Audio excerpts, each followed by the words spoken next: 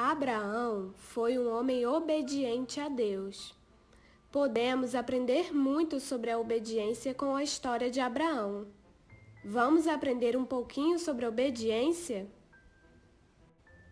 Obediência é não ter medo. Quando Deus mandou Abraão sair da sua terra e ir para um novo lugar, Abraão obedeceu. Abraão sabia que Deus cuidaria dele, que ele estaria seguro no novo lugar que ele ia morar. Assim também é conosco.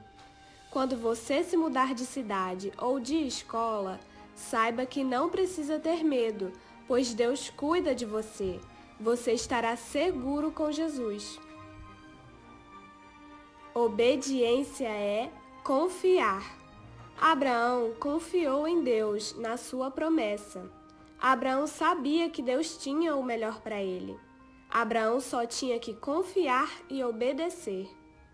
Nós também temos que confiar em Deus, que Ele tem o melhor para nós. Assim também como em nossos pais. O papai e a mamãe também cuidam de nós e querem o melhor para nossa vida. E quando obedecemos ao nosso pai e nossa mãe, estamos obedecendo a Deus. Obediência é esperar. Deus prometeu um filho a Abraão e Sara. Mesmo eles sendo já velhinhos, eles confiaram em Deus, que Deus ia dar um filho para eles. Mas eles tiveram que esperar o tempo de Deus, o tempo que a promessa ia se cumprir. Assim também é conosco.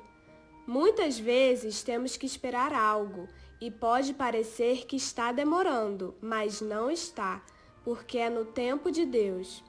Devemos confiar e esperar em Deus. Esperar é obedecer, pois Deus nos fala para sermos pacientes.